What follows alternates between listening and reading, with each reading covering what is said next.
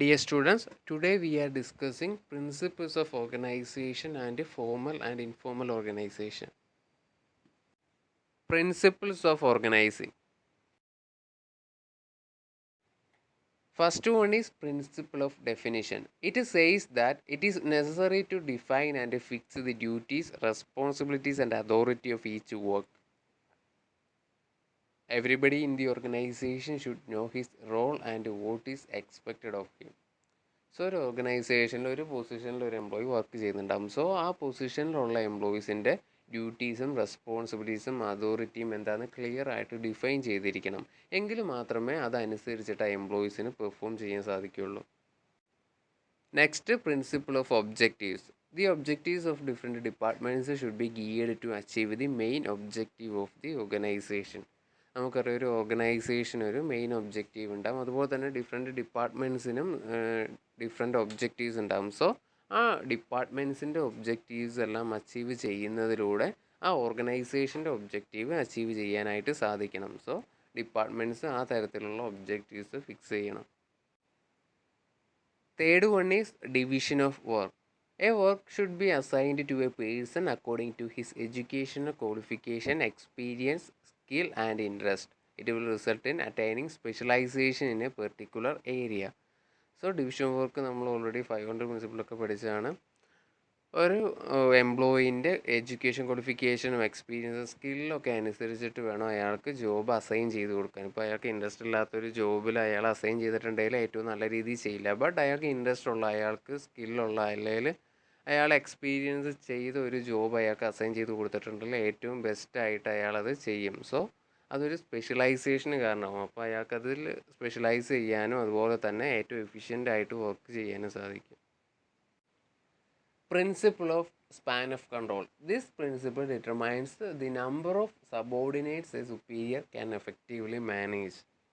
So ഒരു ഓർഗനൈസേഷനിൽ ഒരു മാനേജറിൻ്റെ അണ്ടറിൽ ധാരാളം സബോർഡിനേറ്റ്സ് ഉണ്ടാകും. അപ്പോൾ അവർക്ക് എത്ര പേരെയാണ് ഏറ്റവും എഫക്റ്റീവായിട്ട് കൺട്രോൾ ചെയ്യാൻ പറ്റുക, അതിനൊരു നമ്പർ ഉണ്ടാകും. അതിനെയാണ് സ്പാൻ ഓഫ് കൺട്രോൾ എന്ന് പറയുന്നത്. സോ ഒരു സ്പാൻ ഓഫ് കൺട്രോൾ, ആ നമ്പർ കൃത്യമായിട്ട് ഡിറ്റർമൈൻ ചെയ്യുക, എന്നിട്ട് ആ ഒരു അത്രയും ഒരു വർക്കേഴ്സിന് മാത്രമേ ഒരു മാനേജറിൻ്റെ അണ്ടറിൽ കൊണ്ടുവരാൻ പാടുള്ളൂ. അതിൽ കൂടുതൽ വന്നിട്ടുണ്ടെങ്കിൽ എഫക്റ്റീവായിട്ട് അവർക്ക് കൺട്രോൾ ചെയ്യാൻ പറ്റാത്ത അവസ്ഥ വരും. Next one is principle of exception.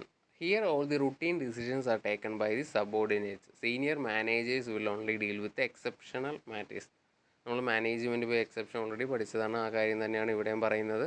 Routine decisions, day to day വർക്കിലുള്ള ഡിസിഷൻസ് ഒക്കെ സബോർഡിനേറ്റ്സ് ആയിരിക്കും എടുക്കുക. സീനിയർ മാനേജേഴ്സ് എന്തെങ്കിലും എക്സെപ്ഷൻ വന്നാൽ മാത്രമേ എടുക്കുള്ളൂ. അതായത് ഒരു സിഗ്നിഫിക്കൻറ്റ് ഡീവിയേഷൻ, അതുപോലെ തന്നെ സബോർഡിനേറ്റ്സിന് ചെയ്യാൻ പറ്റാത്ത കുറച്ച് വലിയ കാര്യങ്ങളൊക്കെ ഉണ്ടെങ്കിൽ മാത്രമേ അത് മാനേജർ ഡീല് ചെയ്യുള്ളൂ. Next, principle of balance. There should be proper balance between different departments and activities of an organization. Consideration should be given to the contributions made by each department to the attainment of organizational objectives. So principle of ബാലൻസിൽ പറയുന്നത്, ഒരു ഓർഗനൈസേഷനിൽ different departments ഉണ്ടാവും. അവർ various activities conduct ചെയ്യുന്നുണ്ടാവും. So ആ ഓരോ ഡിപ്പാർട്ട്മെൻറ്റിനെയും separate ആയിട്ട് കൺസിഡർ ചെയ്യണം. എന്നിട്ട് അത് ബാലൻസ് ചെയ്ത് കൊണ്ടുപോയാൽ മാത്രമേ ഓർഗനൈസേഷൻ്റെ ഗോൾ അച്ചീവ് ചെയ്യാനായിട്ട് സാധിക്കുകയുള്ളൂ. Next, principle of flexibility. The organisation setup should be flexible to adjust to the changing environment of business എൻവയോൺമെൻറ്റിൽ ധാരാളം ചേഞ്ചസ് വരാറുണ്ട്. സോ ആ ചേഞ്ചസ് അഡാപ്റ്റ് ചെയ്യാൻ ഒരു ഓർഗനൈസേഷന് സാധിക്കണം. എങ്കിലാണ് നമുക്ക് ഓർഗനൈസേഷൻ ഫ്ലെക്സിബിൾ ആണെന്ന് പറയാൻ സാധിക്കുള്ളൂ. അതുപോലെ തന്നെ ചേഞ്ചസ് അഡാപ്റ്റ് ചെയ്തിട്ടില്ലെങ്കിൽ മൊത്തത്തിൽ ആ ഓർഗനൈസേഷനെ അത് അഫക്റ്റ് ചെയ്യും. Next, principle of scalar chain. Scalar chain refers to the chain of superiors ranging from the ultimate authority to the lowest rank. According to this principle, communication should pass through the established chain of command. So scalar chain എന്ന് പറഞ്ഞാൽ അത് line of അതോറിറ്റിയാണ്, line of command. ഏറ്റവും top level തൊട്ട് lower level വരെയുള്ള ഒരു ചെയിനെയാണ് scalar chain എന്ന് പറയുന്നത്. സോ ആ ഒരു ചെയിനിലൂടെ വേണം കമ്മ്യൂണിക്കേഷൻസ് പാസ് ചെയ്യാൻ. അപ്പോൾ ഒരു മാനേജർ ആണെങ്കിൽ അയാൾ അനുസരിക്കേണ്ടത് അതിന് തൊട്ട് മുകളിലുള്ള ആളായിരിക്കും. അതുപോലെ തന്നെ മാനേജർ കമാൻഡ് ചെയ്യേണ്ടത് തൊട്ട് താഴെയുള്ള സബോർഡിനേറ്റിനോടായിരിക്കണം. സോ അങ്ങനെ ഒരു ചെയിൻ ഓഫ് കമാൻഡ് അനുസരിച്ചിട്ട് വേണം കമ്മ്യൂണിക്കേഷൻസ് ഒക്കെ പാസ് ചെയ്യാൻ. Next one is delegation of authority. Authority should be delegated to the subordinate for the successful completion of assigned job. Delegation of authority എന്ന് പറഞ്ഞാൽ process of getting things done through others by sharing authority with them. മറ്റുള്ളവർക്ക് ഒരു authority അല്ലെങ്കിൽ ഒരു power കൊടുത്തിട്ട് അവരിലൂടെ ഓരോ കാര്യങ്ങൾ ചെയ്യുന്നതിനെയാണ് ഡെലിഗേഷൻ ഓഫ് അതോറിറ്റി എന്ന് പറയുന്നത്. സോ ഒരാളുടെ വർക്ക് നമ്മൾ അസൈൻ ചെയ്ത് കൊടുക്കുമ്പോൾ അത് ചെയ്യാൻ ആവശ്യമായിട്ടുള്ള ഒരു അതോറിറ്റിയും ഡെലിഗേറ്റ് ചെയ്ത് കൊടുക്കണം. Next, principle of unity of direction. This principle States that there should be one head and one plan for a group of activities having the same objective. The efforts of all members of the organization should be directed towards a common goal. നമ്മൾ already പഠിച്ചതാണ്, principles of modern മാനേജ്മെൻറ്റിൽ പഠിച്ചതാണ്. Unity of ഡയറക്ഷനിൽ പറയുന്നത് ഒരു പ്ലാനിന് ഒരൊറ്റ head മാത്രമേ ഉണ്ടാകാൻ പാടുള്ളൂ. അതുപോലെ തന്നെ ഒരു കോമൺ ഒബ്ജക്റ്റീവ് അച്ചീവ് ചെയ്യുന്ന ആക്ടിവിറ്റീസ് എല്ലാം കൂടെ ഒരൊറ്റ ഹെഡിൻ്റെ അണ്ടറിൽ ഒരു പ്ലാനിൽ വേണം മുന്നോട്ട് പോകാൻ. അങ്ങനെ പോയിട്ടുണ്ടെങ്കിൽ മാത്രമേ ആ ഓർഗനൈസേഷൻ്റെ കോമൺ ഗോൾ അച്ചീവ് ചെയ്യാൻ സാധിക്കുകയുള്ളൂ. Next one is principle of unity of command. This principle states that a subordinate should receive orders from one superior only. If there is more than one superior, there can be contradictory orders and subordinates will be confused as to whose orders they should follow. So unity of command നമ്മൾ already പഠിച്ചതായിരുന്നു. ഈ principle അനുസരിച്ചിട്ട് ഒരു സബോർഡിനേറ്റിന് ഒരു superior മാത്രമേ order കൊടുക്കാൻ പാടുള്ളൂ. ഇപ്പോൾ ഒന്നിലധികം സുപ്പീരിയർ സെയിം സബോർഡിനേറ്റിന് ഓർഡർ കൊടുക്കുകയാണെങ്കിൽ അയാൾക്കൊരു കൺഫ്യൂഷൻ ഉണ്ടാകും ഏതാദ്യം ചെയ്യണമെന്ന്. സോ അങ്ങനെയുള്ള കൺഫ്യൂഷൻസ് ഒഴിവാക്കാനായിട്ട് യൂണിറ്റി ഓഫ് കമാൻഡ് ഫോളോ ചെയ്യണം. Last principle is principle of coordination. Activities performed by different individuals in the organisation must be properly coordinated. Coordination secures a unity of action in the pursuit of common purpose. So ഓർഗനൈസിങ്ങിൽ ധാരാളം activities വരുന്നുണ്ട്, അതെല്ലാം coordinate ചെയ്യണം. എങ്കിൽ മാത്രമേ നമുക്ക് common purpose അല്ലെങ്കിൽ ഓർഗനൈസേഷൻ്റെ objective achieve ചെയ്യാൻ സാധിക്കുള്ളൂ. Next topic is formal organisation. It is a system of well-defined jobs, each bearing a definite measure of authority, responsibility and accountability. The whole consciously designed to enable the people of the enterprise to work most effectively together in accomplishing their objective. So form organisation എന്ന് പറഞ്ഞാൽ അതൊരു organisation സിസ്റ്റമാണ്. അതിൽ അവരുടെ jobs, അതായത് അവരുടെ authority, responsibility, accountability ഒക്കെ നന്നായിട്ട് തന്നെ ഡിഫൈൻ ചെയ്ത് വെച്ചിട്ടുണ്ടാകും. അതുപോലെ തന്നെ അതെല്ലാം ഡയറക്റ്റ് ചെയ്യുന്നത് അല്ലെങ്കിൽ അതെല്ലാം കൂടെ കോർഡിനേറ്റ് ചെയ്തിട്ടുണ്ടെങ്കിൽ ആ ഓർഗനൈസേഷൻ്റെ ഒബ്ജക്റ്റീവും അക്കംപ്ലീഷ് ചെയ്യാനായിട്ട് സാധിക്കും. So here the activities of two or more persons is consciously directed towards the common objective, that is the objective of the organization. Features of formal organization. First one is common goals. Every organization has its own objective and the workers are directed towards the achievement of such objectives. എല്ലാ ഓർഗനൈസേഷനും അവരുടേതായ ഒരു goals ഉണ്ടാകും. അതുപോലെ തന്നെ എല്ലാ വർക്കേഴ്സിൻ്റെയും objective എന്ന് പറയുന്നത് ആ ഗോൾ അച്ചീവ് ചെയ്യുക എന്നതായിരിക്കും. സോ അവിടെ നമുക്കൊരു കോമൺ ഗോൾ ഉണ്ടെന്ന് പറയാൻ സാധിക്കും. Second one is it is deliberately planned and created by the top level management. For organisation create ചെയ്യുന്നത് ടോപ്പ് ലെവൽ മാനേജ്മെൻ്റ് ആണ്. അതുപോലെ തന്നെ നല്ലൊരു പ്ലാനിങ് അതിൻ്റെ പുറകിലുണ്ട്. പെട്ടെന്ന് ഒരു ദിവസം അവർ തീരുമാനിക്കുന്നതല്ല, നന്നായി പ്ലാൻ ചെയ്തിട്ടായിരിക്കും അവർ ഫോർമൽ ഓർഗനൈസേഷൻ ക്രിയേറ്റ് ചെയ്യുന്നത്. Next, it is based on division of labour and specialisation. Division of labour, dividing work according to their abilities and skill. So they can specialise in their work. ഓരോരുത്തരുടെ കഴിവനുസരിച്ചിട്ട് നമ്മൾ work കൃത്യമായിട്ട് divide ചെയ്ത് കൊടുക്കുന്നത് കാരണം അവർക്ക് അതിൽ സ്പെഷ്യലൈസ് ചെയ്യാനായിട്ട് സാധിക്കും.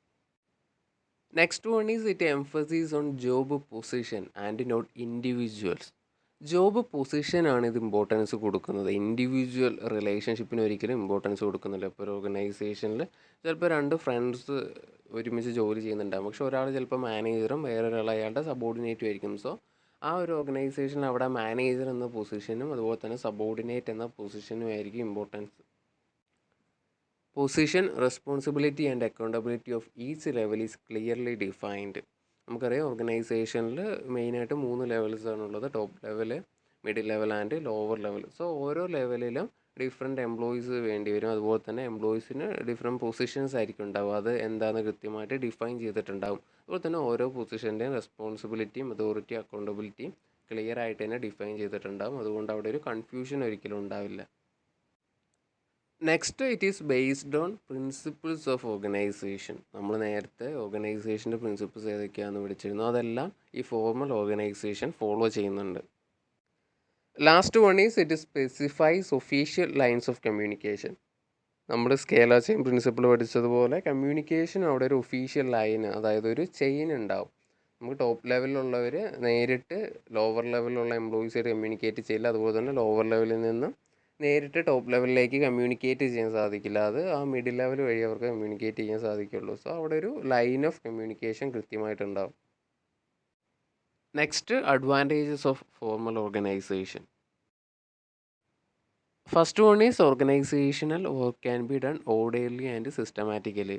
നല്ലൊരു പ്ലാനിങ്ങിലൂടെയാണ് നമ്മൾ ഫോർമൽ ഓർഗനൈസേഷൻ ക്രിയേറ്റ് ചെയ്യുന്നത്. അതുകൊണ്ട് തന്നെ ആ പ്ലാൻ ചെയ്ത പോലെ തന്നെ ഓർഡറായിട്ടും സിസ്റ്റമാറ്റിക് ആയിട്ടും തന്നെ ഓർഗനൈസേഷൻ്റെ വർക്ക് നമുക്ക് അച്ചീവ് ചെയ്യാനായിട്ട് സാധിക്കും. Second one is avoid duplication of work. നമ്മൾ ഫോർമൽ ഓർഗനൈസേഷനിൽ വർക്ക് കൃത്യമായിട്ട് ഡിവൈഡ് ചെയ്ത് കൊടുക്കുന്നുണ്ട്.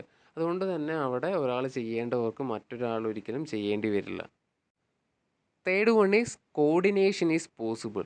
നമ്മളൊരു കോമൺ ഗോൾസ് ഉണ്ടെന്ന് പറഞ്ഞു. സോ ആ ഗോൾ അച്ചീവ് ചെയ്യാൻ വേണ്ടിയായിരിക്കും എല്ലാ എംപ്ലോയീസും എല്ലാ ഡിപ്പാർട്ട്മെൻറ്റും ശ്രമിക്കുന്നത്. സോ അതെല്ലാം കൂടെ കോർഡിനേറ്റ് ചെയ്യാൻ ഫോർമൽ ഓർഗനൈസേഷനിൽ സാധിക്കും. Next limitations of formal organisation. First one is delay is cost in jobs. Formal organisation ഒരു സ്കേലാർ ചെയിൻ അല്ലെങ്കിൽ ചെയിൻ ഓഫ് കമാൻഡ് ഫോളോ ചെയ്യുന്നുണ്ട്. സോ അവിടെ കൃത്യമായിട്ട് പെട്ടെന്ന് തന്നെ എല്ലാ കാര്യങ്ങളും കമ്മ്യൂണിക്കേറ്റ് ചെയ്തു എന്ന് വരില്ല. സോ അവിടെ ഒരു ഡിലേ ഉണ്ടാവാനുള്ള സാധ്യതയുണ്ട്. Second one is not considering human relations.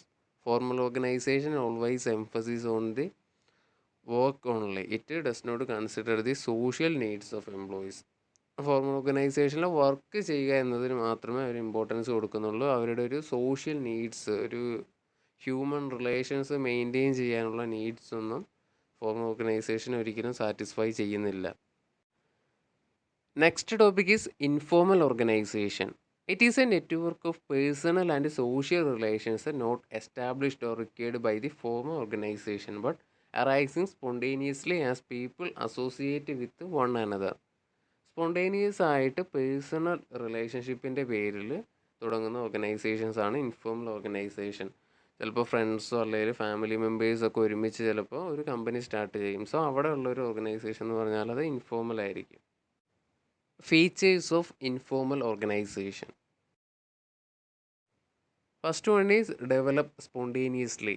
Informal ഓർഗനൈസേഷൻ്റെ പുറകിൽ നല്ലൊരു പ്ലാനിങ് ഒന്നും ഒരിക്കലും ഉണ്ടായിരിക്കില്ല. അത് പെട്ടെന്ന് തന്നെ ഡെവലപ്പ് ചെയ്യുന്ന ഒരു ഓർഗനൈസേഷനാണ്. It is based on common taste, likes, prejudices etcetera. So ഒരേ ടേസ്റ്റുള്ള ഒരേ ഇൻട്രസ്റ്റ് ഉള്ള ആൾക്കാരായിരിക്കും ഈ ഇൻഫോർമൽ ഓർഗനൈസേഷൻസ് ക്രിയേറ്റ് ചെയ്യുന്നത്. It reflect human relationships. ഇവിടെ ഒരു പൊസിഷൻ അല്ല ഇമ്പോർട്ടൻസ് കൊടുക്കുന്നത്, അതിന് പകരം ഹ്യൂമൻ റിലേഷൻസിനായിരിക്കും ഇമ്പോർട്ടൻസ് കൊടുക്കുന്നത്. Next feature is voluntary membership. സ്വമേധയാ ആർക്ക് വേണേലും ഇൻഫോർമൽ ഓർഗനൈസേഷനിൽ മെമ്പർ ആവാം. ആരെയും കമ്പൽ ചെയ്യുന്നില്ല. ഇപ്പോൾ ഫ്രണ്ട്സ് ആണെങ്കിൽ തന്നെ അയാൾക്ക് താല്പര്യമില്ലെങ്കിൽ അവർ ക്രിയേറ്റ് ചെയ്യുന്ന ഇൻഫോർമൽ ഓർഗനൈസേഷനിൽ ജോയിൻ ചെയ്യണമെന്നില്ല. Next its relations are based on social and psychological needs. Social നീഡ്സും സൈക്കോളജിക്കൽ നീഡ്സും സാറ്റിസ്ഫൈ ചെയ്യാനാണ് ഇൻഫോർമൽ ഓർഗനൈസേഷൻ പ്രധാനമായിട്ടും ഫോം ചെയ്യുന്നത്. Last feature is it is indefinite and no structure. ഇപ്പോൾ top level, middle level, low level എന്ന് പറയുന്ന ഒരു സ്ട്രക്ചർ ഒന്നും ഇൻഫോർമൽ ഓർഗനൈസേഷന് ഉണ്ടാകുന്നില്ല. Next advantages of informal organisation. First advantage is quick communication. In informal organisation there is no official lines of communication. ഒരു line of കമാൻഡോ scalar chain ഒന്നും follow ചെയ്യാത്തത് കൊണ്ട് തന്നെ പെട്ടെന്ന് തന്നെ കമ്മ്യൂണിക്കേറ്റ് ചെയ്യാൻ ഇൻഫോർമൽ ഓർഗനൈസേഷനിൽ സാധിക്കും. Second one is give importance to social needs. Informal organisation social needs, അതായത് ഹ്യൂമൻ റിലേഷൻസിനാണ് കൂടുതൽ ഇമ്പോർട്ടൻസ് കൊടുക്കുന്നത്. സാധാരണ ഓർഗനൈസേഷൻസൊക്കെ അവരുടെ ഒരു ഒബ്ജക്റ്റീവ് അക്കംപ്ലിഷ് ചെയ്യാനാണ് നോക്കുക. ബട്ട് ഇൻഫോർമൽ ഓർഗനൈസേഷനിൽ അവരുടെ മെയിൻ ഒബ്ജക്റ്റീവ് തന്നെ ഈ സോഷ്യൽ നീഡ് സാറ്റിസ്ഫൈ ചെയ്യുക എന്നതാണ്. Last one is relief to top management. Top മാനേജ്മെൻറ്റിൽ ഇൻഫോർമൽ ഓർഗനൈസേഷനിൽ കാര്യമായിട്ട് റോളില്ല. അതുകൊണ്ട് തന്നെ അവർക്ക് കാര്യമായിട്ട് എഫേർട്ടൊന്നും എടുക്കേണ്ടി വരില്ല. അപ്പോൾ ഇൻഫോർമൽ ഓർഗനൈസേഷൻ ടോപ്പ് മാനേജ്മെൻറ്റിൻ്റെ ഒരു റിലീഫ് ആയിരിക്കും. Next limitations of informal organisation. First one is spreads false news. Informal ഓർഗനൈസേഷൻ്റെ ഫോൾസ് ന്യൂസ്, അതായത് റൂമേഴ്സ് ഒക്കെ സ്പ്രെഡ് ചെയ്യാനുള്ള സാധ്യത വളരെ കൂടുതലാണ്. അങ്ങനെ റൂമേഴ്സ് സ്പ്രെഡ് ചെയ്തിട്ടുണ്ടെങ്കിൽ അത് എംപ്ലോയീസിനെ മിസ്ലീഡ് ചെയ്യും. Second one is priority given to personal interest. Personal ഇൻട്രസ്റ്റിനാണ് ഇൻഫോർമൽ ഓർഗനൈസേഷനിൽ ഇമ്പോർട്ടൻസ്. അവിടെ ഓർഗനൈസേഷൻ്റെ മൊത്തത്തിലുള്ളൊരു ഗോളിനൊരിക്കലും അവർ ഇമ്പോർട്ടൻസ് കൊടുക്കുന്നില്ല.